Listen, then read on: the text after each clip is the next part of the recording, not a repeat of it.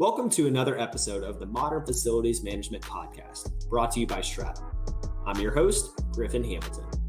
This is the show where I interview industry experts who share their stories, strategies, and insights into modern-day facilities management. From hospitality to commercial real estate and everything in between, we'll learn what it really takes to succeed as a facilities manager. Good afternoon. Thanks for tuning in to another episode of the Modern Facilities Management Podcast. Today, I've got the guest and the honor to have the guest of Sheetal Ohri to join me. Sheetal, how are you doing today? Great. Everybody, a very warm hello from California. From California, yeah. We're a 3-hour difference here. I'm about to wrap up my day and I'm don't want to rub it in too much. Well, Sheetal, before we jump into the topics we're going to cover today, why don't you give a little context on who you are, because I know that's a mouthful, and what you do. Well, I'm Sheetal Ohri. I'm the Director of Facilities and Remodel for Yadav Enterprises, Inc. Yadav Enterprises, Inc. is one of the largest restaurant franchisee chains in America. We are recently covered as number 10 on the Financial Times, and so we pretty much basically into restaurants, and then we are into hotels, and some of them are also golf resorts. So yeah, I take care of that. And on the other side, when you said a mouthful, This is the juicy stuff I do here. have a radio show for the last 8.5 years called Making a Difference on KSJO Bolly 92.3 FM in San Francisco. I'm a book author, recently published a book called Custodial Battle. That's another aspect. I'm a real estate agent.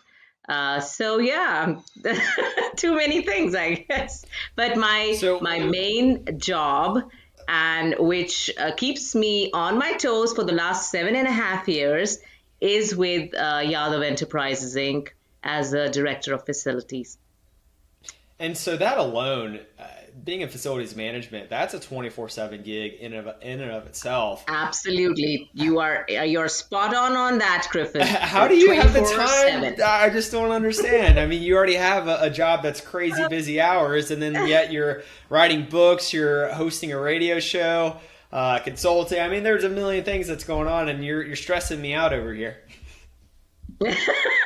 No, I am not trying to do that. You see, when you have to keep that sanity from the kind of work mode you're in, which is being a director of over 140 restaurants, you need to keep sane. So my sanity, like I tell everybody, including my CEO, that it is by doing these nonprofit work, or volunteering my time, or doing something which kind of keeps me grounded and sane. Otherwise, I don't know what I'm going to do. Every day there's some issue, there's some inspection, there is some situation which needs my attention and my full dedication. And how I get through with it is by having this side of me which keeps me going. So it kind of complements and just de-stresses me from my regular job of being a Director of Facilities and Remodel. Normal people just sleep, right? That's an option? I do. I love my sleep. But yeah, at times, you get awakened by one of those restaurants in the middle of the night when there's a fire, which is very rare. But yeah, it does happen. Yeah. But yeah, I do sleep for sure. I need my beauty sleep. Well, that's the world we live in facilities. It's fighting fires, and sometimes, and you just mentioned it could be a literal fire. Right. So talk to me, and let's dive into the realm of facilities management from your perspective. I mean, you have a huge organization with a ton of locations that you had facilities for. So first off, how'd you get into it? That'd be my first question, and we'll start there before we get into the technical details. So I was 18 when I put my foot in the hotel industry, and I'm not going to tell my age, though. I think I look good for it. But yeah, after all these years, 25 plus years. So I think I I have achieved where I wanted to be, which is always being in the restaurant and hotel industry. I worked in India, I worked in UK, in London, the amazing fashion city. Then I have had the opportunity to be here for last 16, 17 years, or maybe more. And I think over this period of time, I was trying to be a consultant, being a single mom, trying to take care of my son during the timeshare I had. But my heart was also and always been in the hotel and restaurant industry. So I was approached by my CEO, the owner of Yadav Enterprises. I've known him for long, and he offered me a position. And at that time, I didn't think the time was right. A few years later, I approached him and I said, "Do you think you have an opportunity for me in this amazing organization of yours?" And he goes, "Yeah, I can create something for you." And I was like, thinking in the back of my mind, oh yeah, he's going to give me some sort of a role where it comes to as maybe management or general manager or some sort of level of a VP or something in the operations side of it. But then here we sat down for many hours and he told me about the whole facility aspect, which was really a problem child in his company, and there was no department as such. And I love challenges. I've always thrived on making a difference in some sort or some way or the other, and I love learning. So I went through a lot of trainings. I went through a lot of um, the what do you call that, the behind the scenes, a person who's like and somebody who's just trying to not show that I am who I am, but I was working in the restaurants, going around with the facility technicians we had, and they all thought she's some sort of a dispatcher who's in. And I'm telling you, that was kind of the best period when I came into the company. Everybody thought she's probably a dispatcher. She's like somebody who's just gonna, just manage something from the office. And here I was, trying to go check the stores, check the facility equipment, check the repairs in buildings. And I think after about 10 days of this whole thing, my CEO finally announced to everybody that there's a new director of facility on board. And I think since then, it's 7.5 years back, this all happened. And I've grown this whole department to a potential where we have not only managed California, we managed Texas at one point for a few years when I was handling two states. Then we have managed many of the other aspects wherever and whenever required by the company. We've done that. And then we got into remodeling. Again, I learned a lot, went through with it. There's always learning curves. There's always problem issues. There's always situations which demands that you need to know the franchisee agreements. You need to know what needs to be done, and so you keep on learning every day, I think. And that's when it all happened. And so it was facilities and then remodel, yes. And it's 7.5 years later, I'm still here, surviving. That's the key word, is surviving. Yeah. So what's it like with that big of an organization? And it sounds like you really started the facilities department from scratch and took that head Right. on. Correct. So, Correct. I mean, that to say that you were having to eat an elephant is an understatement there. How did you really take that big project and break it down into those bite-sized chunks? And where did you start? And walk me through what that process looked like. The first and foremost thing was how to get the team together, because everybody who was on board, or the few technicians we had, they were kind of all on their own, and they were picking up the phone and calling the vendors themselves. And for me, that's like a lot of cost. So we have these people on board who the company's paying. And then we had this other side, which is that, these technicians themselves are calling the vendors. So how do you even justify this cost? And so as a director of facilities, my first and foremost job was to cut the cost down, to bring a budget in, to minimize all these expenses and overheads which were happening in the stores, which were happening at the level of in the accounts or in the office, or how it's going. So I guess that's how it all started. That was the first step. Second step was I started a dispatch. So I did that dispatch work. I still do it, no qualms about it. I love doing that because it keeps me informed every day of what's going on. And we work with Corrigo. It's used, nationwide in many of the restaurants, and many of the franchisees use it. So we started working. We Before we brought Corrigo on board, I think I had at least 3 or 4 different softwares which I tried. Technology, as you understand, Griffin, is the key today. You and me are talking face to face through technology. So technology was something which I felt was missing when I joined the company. And I believe 7.5 years back, yes, things were just kind of turning around. These things were just coming up. Today, Corrigo has a 2.0. I mean, they've grown, phenomenally. And so has many other, companies who are coming on board with the same software where, we need it.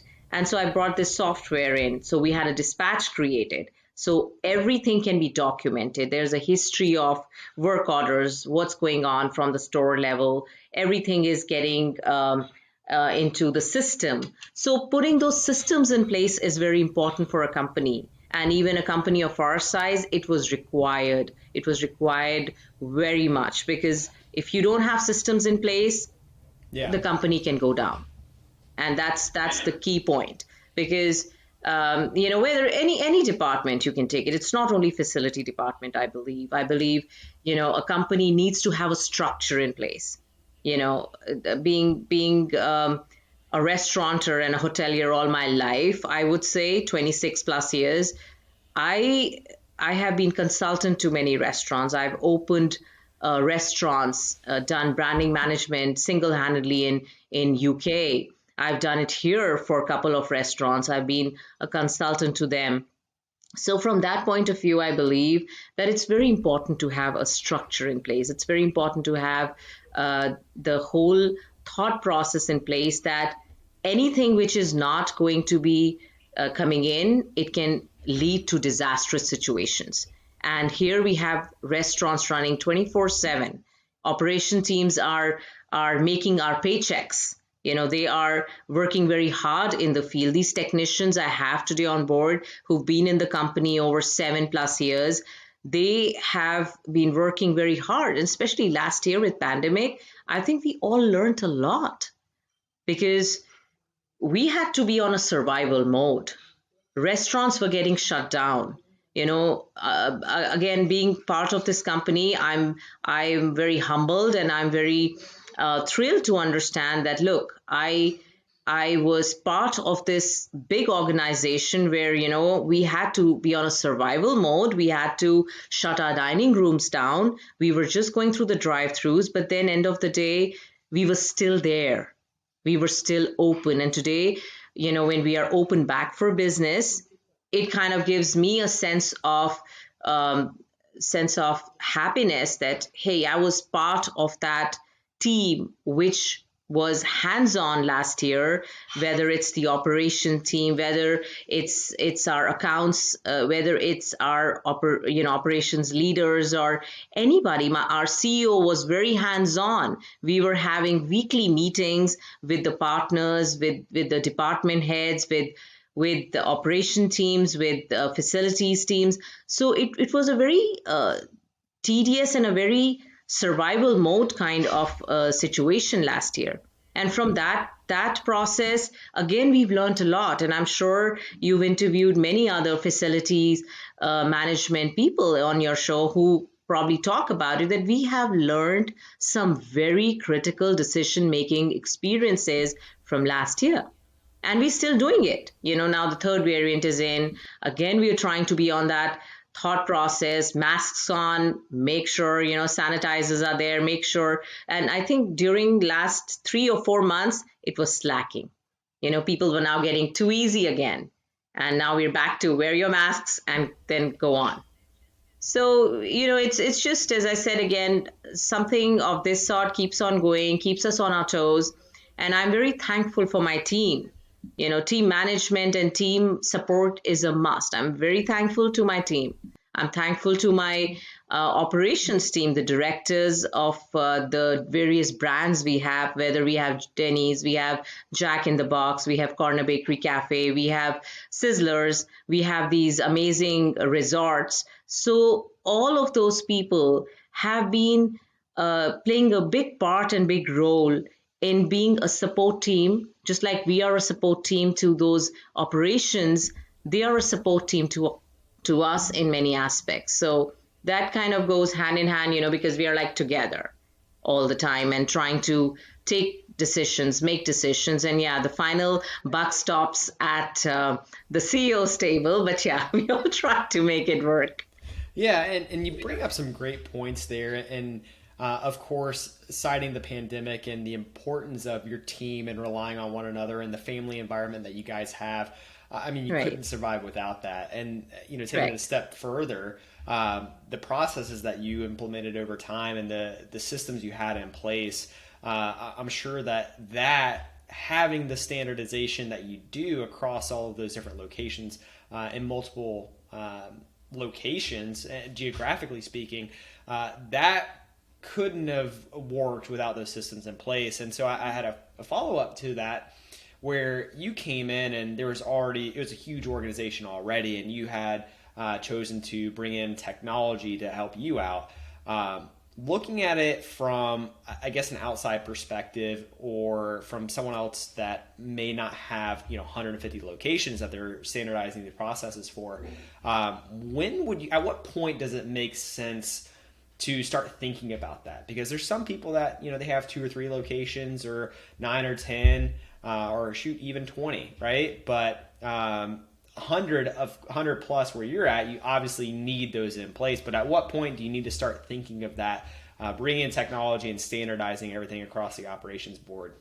I think it has to start even with one location, Griffin, because if you don't have that software where you can manage things on your phone, just like you just have to have an app, and just go on from there, getting your work orders in through the system, having a history of it, making sure your invoices are put through that, and then you are basically paying the vendors through that. There's a history created.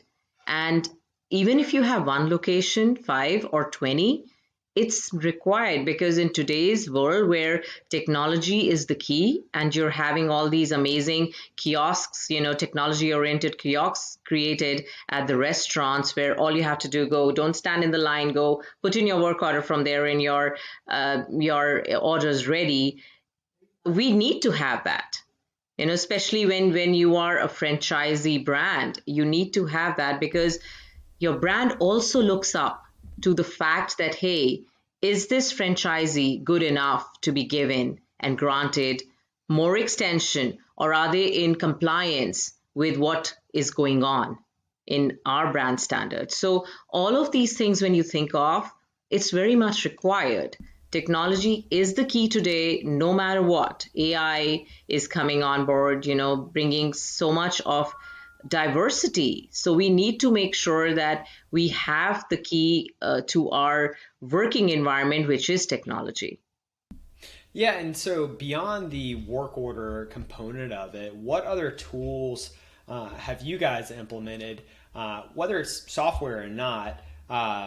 What else has helped you stay organized and reduce the overhead, as that's the goal for every facilities department? Negotiations.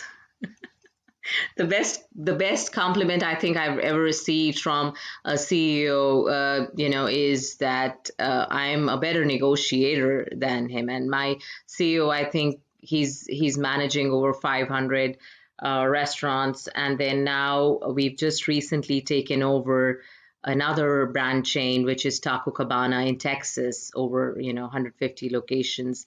So it's just that it's a compliment coming from him that I'm a better negotiator than him. So negotiation is the key. Whether you're bringing or vetting a vendor, bringing them on board, whether you are trying to get materials, whether you're trying to do remodels, whether you're trying to do any of the work which is related to facilities or remodels, you have to have that other tool and know how to use it, and that is negotiation.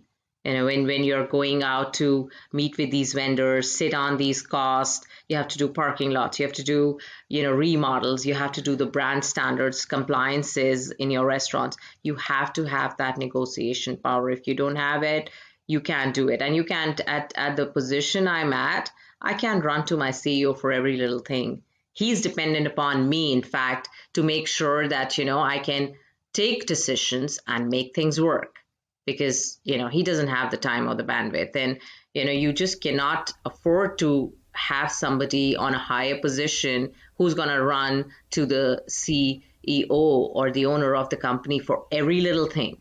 So yeah, I take my own decisions, I do my negotiations. Yes, there are challenges at times. Yes, there are situations where I get stuck, and then I use his expertise. I go to him. But that communication level with him, just being one on one, is something which I believe has kept me going, because I look up to him for experience, expertise, knowledge, anything which I think I may lack in, and I go to him directly.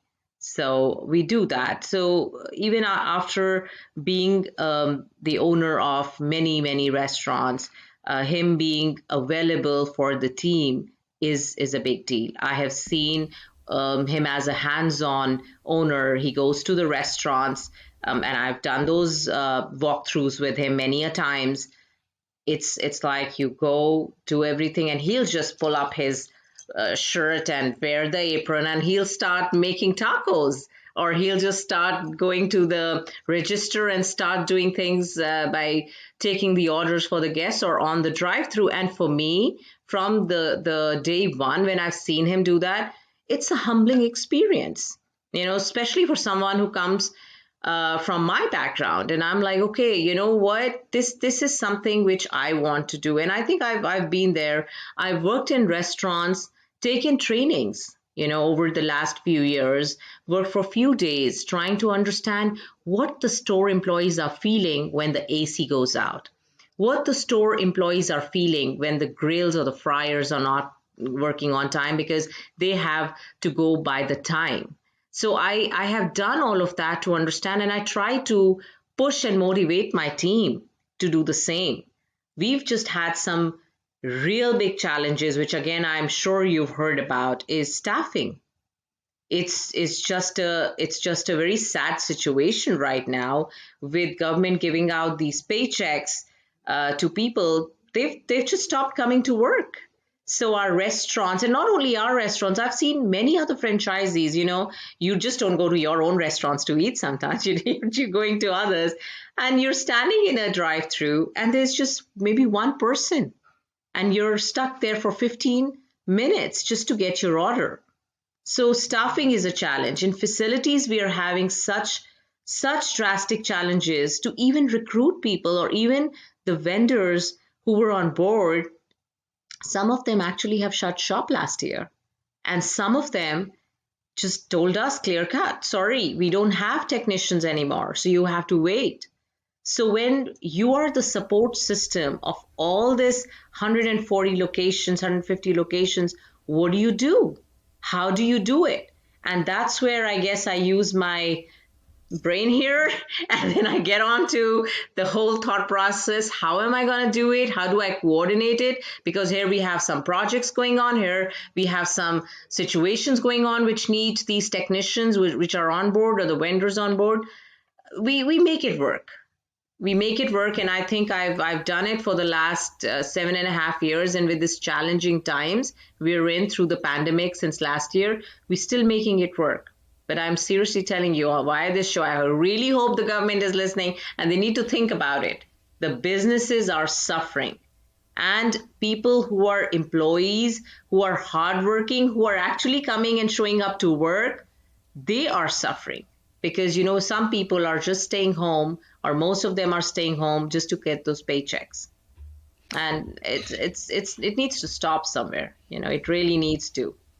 Yeah, and that's, I mean, I hear that consistently across the board. I mean, staffing is always hard, right?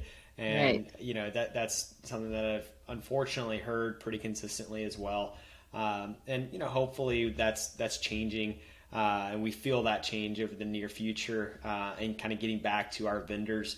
And our support system being fully staffed so they can go out and help out. Right. But I mean, you bring up a good point as far as getting creative, because that's part of the job, right? There is no by the book. Here's what's going to happen in facilities. You got to adapt. Yes, you have to be creative in facilities. If something's going down, how are you gonna, take care of it? If there's an OSHA complaint, how are you gonna take care of it? Right now, we have so much of equipment back ordered. I can't even explain that to you. It's just unbelievable. And when you reach out to these big organizations, whether it's an AC unit or the parts places, all of them just have one thing to say, which is sorry, but it's back ordered. We Yeah. can't tell you when. And I just don't know what to do. It's very frustrating. You can't tell them, hey, we can't close our restaurants down. Our employees are going to file complaints, or customers are going to file complaints.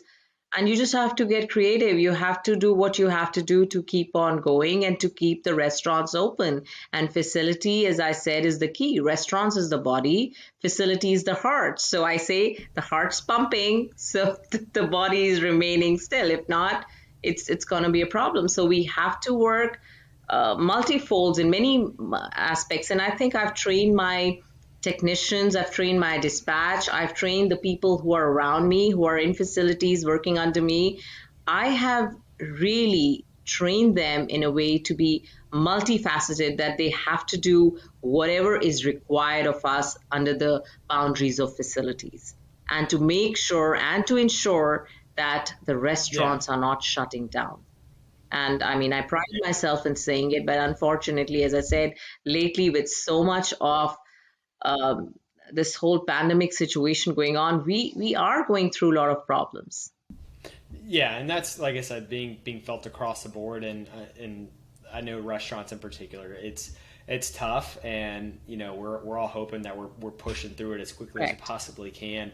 And so, just as a quick recap here, because you've said so much great content here, as far as there's the strategies you've put into place, from starting out and bringing in different technology to managing very closely the data being collected around your facilities and your assets and work orders, and then to vendor negotiations and how critical that's been for you. Beyond those points, what would you say has been, or would you recommend be the first step for someone that is really interested in standardizing their facilities organization for their multi-unit restaurant group?